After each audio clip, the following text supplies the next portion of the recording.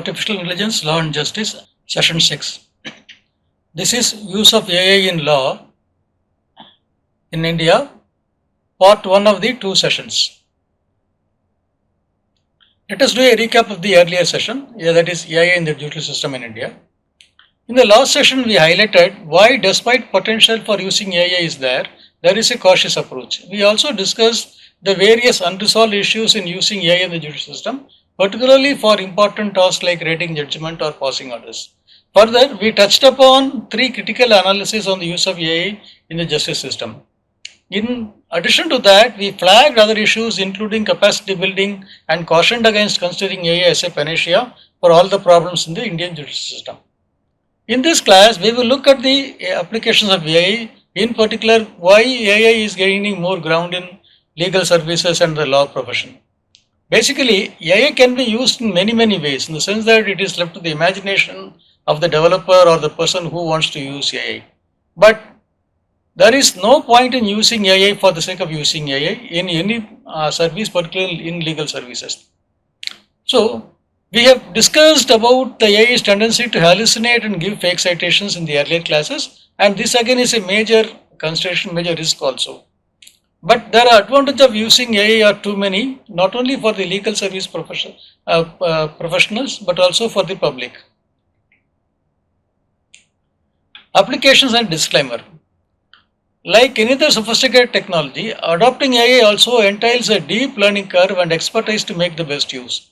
So it is a technology that demands the person who is going to use it, deeper engagement, and then the user has to come to grips with that to make the best use of it. And then so it has got a deep learning curve. Particularly the learning curve becomes all the more difficult when one tries to learn and then adapt complex AI programs that perform more than one function. In this class, we have given some examples, but please bear in mind that the examples given in the course are only for illustrative purposes and for academic purposes. They do not in any way cannot be taken as any recommendation or endorsement for them. Moreover, the examples we have mentioned have not been assessed or validated by NSR or by me. So, keep this in disclaimer in mind when you go through this class as well as when you hear about the applications, particularly the named ones. The typical applications of AI we will discuss in this class are AI in the legal research. This again is a major use for the simple reason that legal research itself is very complex, and moreover legal research is something which everyone who is dealing with law as a law professional will have to do in some stage or other. Then conducting due diligence. Conducting due diligence again is a critical part of a lawyer's practice, particularly the legal firms which do consultancy, which advise, which draft contracts, which also negotiate contracts. And then contract analysis and management.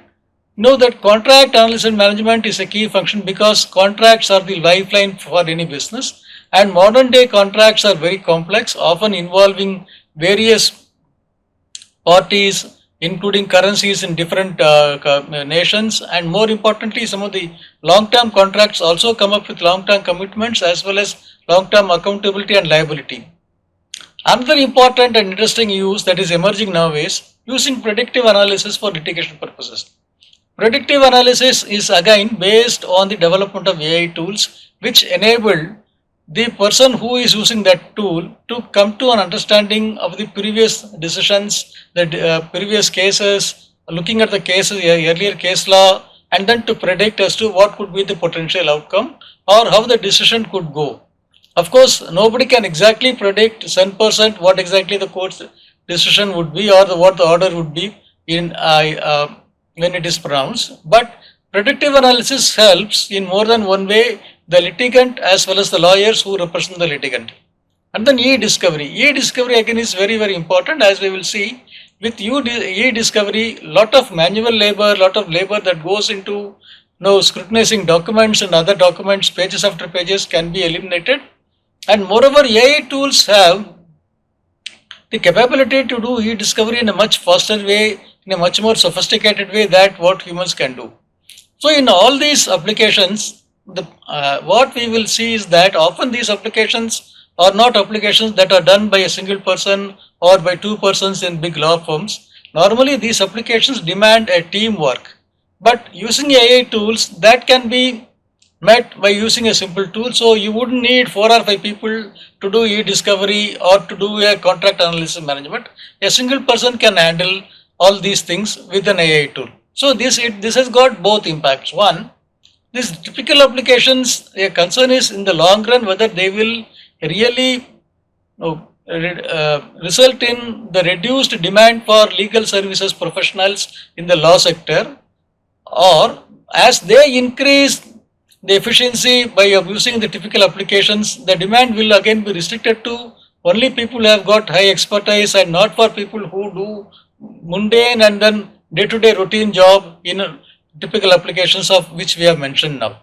So this thing we need to bear in mind, particularly when we look at the long-term implications of using AI in the legal sector. A typical application is automated research. See, automated research can really help the legal firm or the lawyer or the legal academic to come to grips with the vast literature that is spread across legal decisions, then journal articles, books, and other documents. And this time consuming and labor demanding application task can be used and can be handled in a much more better way than by AI. In particular, as legal research is more complex than what it is assumed to be, this is a typical application which many people prefer to use, although they may be more comfortable in doing it manually with their own thinking. Why? Because now most of the legal databases are accessible, and more importantly, the providers of the legal databases like Westlaw, LexisNexis, and many of them also have moved to the AI sector with their own AI tools available. So, the automated research in fact enables the researcher to combine various tools. For example, some of the AI research tools, legal research tools have been integrated into some large language models. And then that makes things very easy for the researcher to identify precisely what is needed to be uh, sought from the large volume of literature. Again, AI powered tools can analyze enormous quantum of data which we know, but they simply don't analyze. They can classify, they can identify relevant cases, they can summarize, and then this will help in getting a sharper understanding, a better understanding, and preparing quick summaries. But we should also keep in mind that, as we pointed out earlier, the AI powered tools can also come up with wrong citations, non existent citations, can give some fake evidence. So, this is a caution which we need to adopt.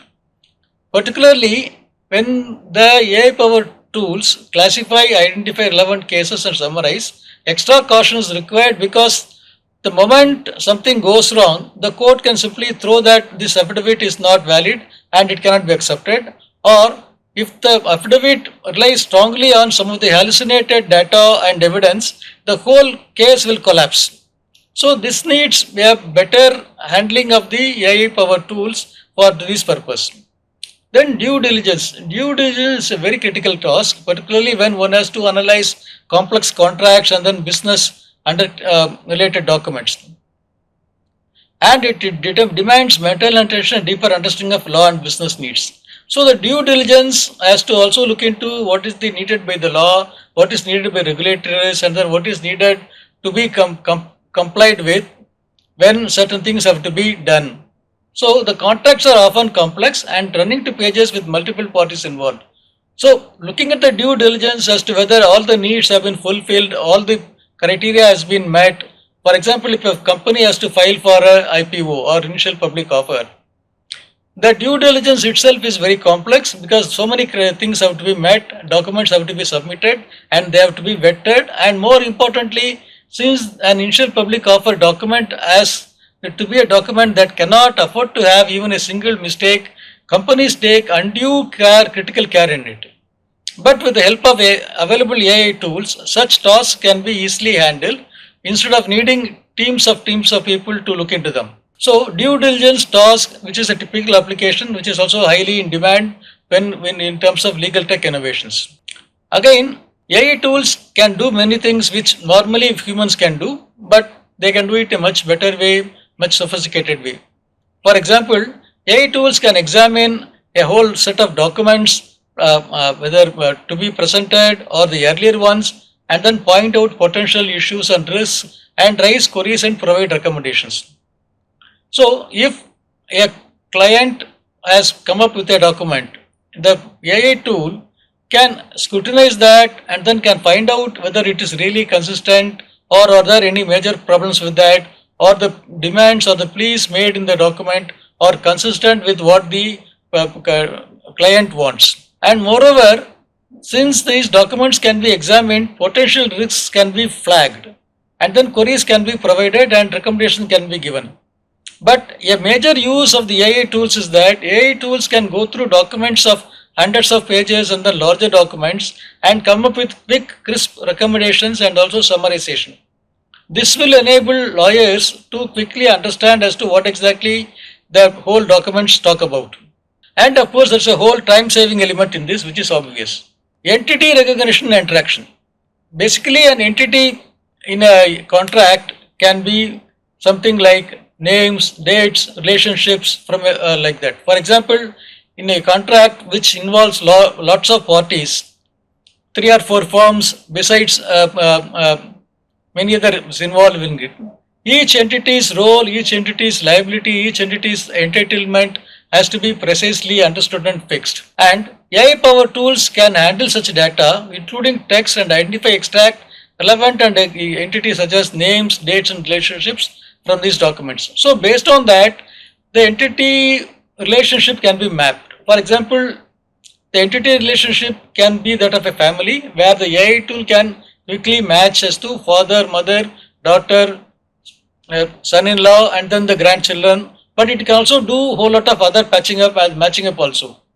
And they can really map the current status of the entities as to whether or they what is their status vis-a-vis the document, and then the chain of transactions and the corresponding entities. Because in some of the legal documents, there will be a chain of transactions involving multiple properties and then multiple parties. When that happens, to understand the chain of transactions vis-a-vis the corresponding entities will become problematic, because a single property may have multiple people claiming ownership, and then multiple people claiming ownership across many properties will complicate things more.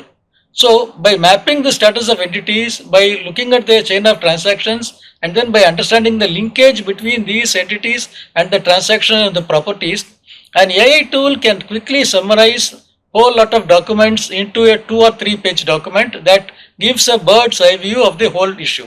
But when humans try to do that, they are prone to make mistakes or they are prone to overlook certain things, because the documents are too complex, too vast, and more difficult to handle for a single person to do. And moreover, the problem with that is that there could be wrong interpretation, wrong assumptions, or some entities could have been missed, or some relationship could have been caught wrongly also. So this typical application of entity recognition and extraction is a very powerful, handy application that will suit the needs of the legal sector very well. Contracts, agreements, and management. Contracts, as we said, are very critical in the legal profession, because lawyers know that most of the business dealings rely on contracts and or run on contracts, and then contracts can be long term, can be short term, can be limited to a single transaction as well. But commercial contracts are often complex and having long term commitments with so many of the parties involved. So the clauses that can result in penalties if a task is not done or commitment is not met. And also there are a lot of consortium arrangements for big projects. So for a big law firm that has to wait documents and then manage the contract for a big project running to years, running to hundreds of crores or thousands of crores or even lesser one, commercial contract management is a crucial task.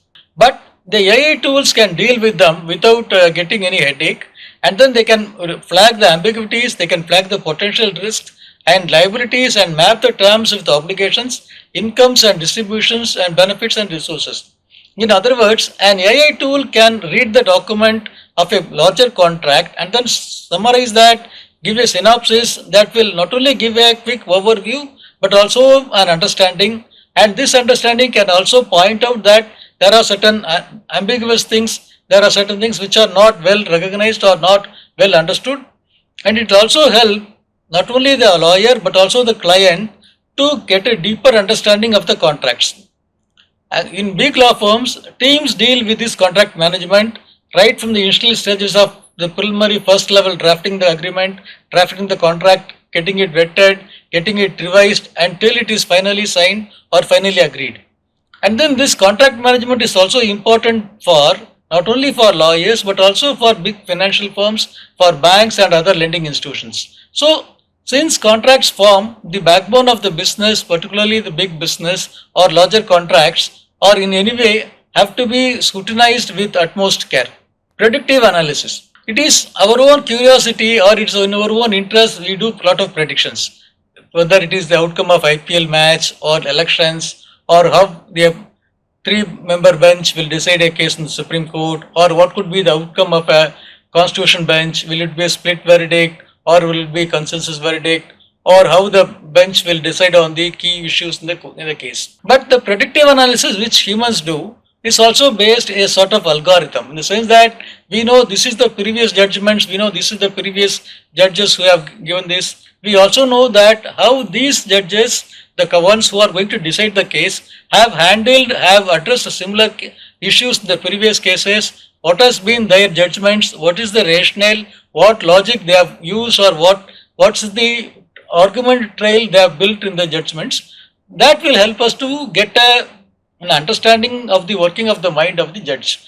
Although nobody can exactly predict that and nobody can exactly say that this is how the judge will give the judgment, this sort of reading what has happened in the past and then also taking into account the developments so far in the case, like what points were raised during the argument, which questions the judges were more probing in detail, will give an understanding. So using all that, it is possible to predict with accuracy, whether it is not 100% or not, that what could be the outcome.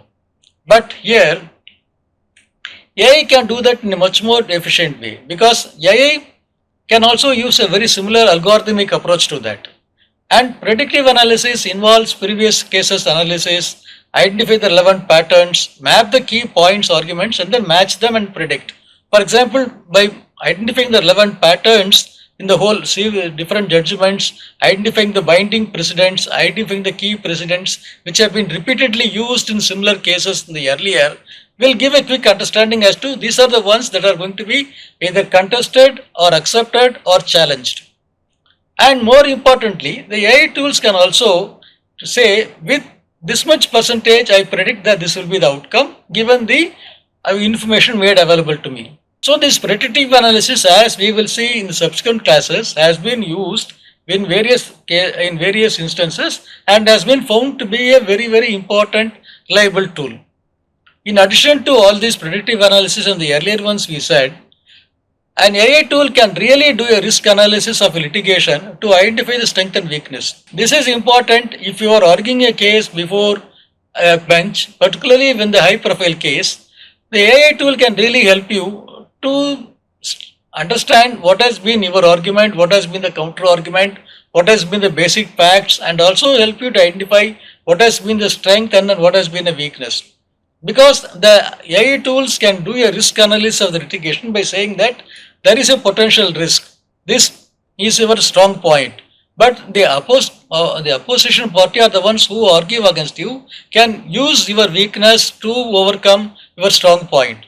In the sense that this is what we also do, but AI tools do it their own way with the inbuilt algorithm and then their capacity to learn. So these tools, when they do a risk analysis, in one sense they try to duplicate or replicate the thinking of an expert lawyer. And AI in these things uses what it has already learned. So the question here would be, in future, particularly in cases of such uses where human thinking, can be more or less compatible with algorithmic thinking, be replicated in the AI systems, and can there be an AI system that can replicate an expert human thinking of a lawyer and analytical capacity and then come up with similar understanding, similar finding and then similar conclusion, that too 100%. This again is a big debate or a big question for the simple reason, if that happens then we may not even need expert lawyers, because the expert lawyers whose expertise we rely on are as good as AI agents. That's what people would claim. So if AI can replicate the human thinking in legal affairs and then analytical capacity is 10%, The day will come that we will have, just as robots doing so many other functions now, AI lawyers can also do such functions. But who exactly are the AI lawyers and what exactly they will do, we are not sure now. So let us look at to some of the AI applications in the real world. So for what we discussed are the applications that have good scope and that are being used. The COVID pandemic was a transformation point in India's digital landscape, but it also transformed beyond recognition the legal landscape, because it was for the first time that massive virtual hearings were held across the country by different courts and then different tribunals and by other judicial bodies. So legal firms and everyone realize that they need to go for digitization, and they need to also understand how to use the digital technologies to argue a case, to e-file a case, to make a virtual presentation when there is a virtual hearing, and also how they should be able to manage these digitized tools and then technologies. So digitization actually brought legal system very closer to its potential on account of the COVID. So it spurred many lawyers and firms to move to understanding and using digital technologies as courts became virtual courts. And digitization transformed court practices, because the virtual court, the lawyer can be anywhere and then argue, although the procedures, the way their judges are being addressed, the way judges respond are the same. It enabled lots and lots of public also to have an understanding or to get a overview of how the courts really function, particularly because many of them were online and then many of them were also put in different by high courts. So in the sense that they were made available to the public. So the many large firms earlier also digitized their documents, and they were using digital technologies for different purposes. Like they were using computer related used technologies, fully digitized document analysis and management, including optical character recognition and all. So when digitization happened during COVID, they could take a step forward by switching over to AI and then linking the digitized platforms and then device and tools with the AI platforms and tools. So digital databases were already available, huge literature was already available, judgments were already available, they were digitized. So this made a huge difference, particularly for legal research. So as a result, in particular in India, what happened, those who were providing these services earlier, the post-COVID, they massively switched over to a digital environment where these things were available in large databases or at least in digitized versions. So the real world AI applications which we talked about, where the documents, all whatever the things, the potential was known, applications were not developed fully, but everyone knew that AI will come and then the AI will really do these things. But the COVID pandemic hastened that, and then after that the arrival of ChatGPT, the explosion of LLMs, and then different applications that sprung within last 2 years in different sectors, including legal sector, changed the scenario entirely. We will see the impact of that in the subsequent in some of the cases here. For example, Cyril Amarchand Mangaldas is a major law firm. It is using AI extensively.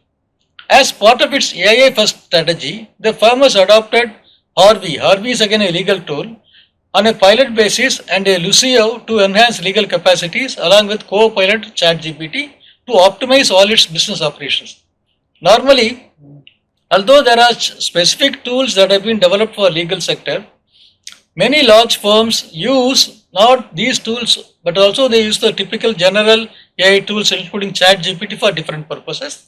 In the sense that they use ChatGPT, they use Copilot, they use different tools for different purposes, but then they integrate them on a single platform, or they create an ecosystem in which the AI tools of different sorts operate seemingly well connected without any question of interoperability or without any mismatch between them.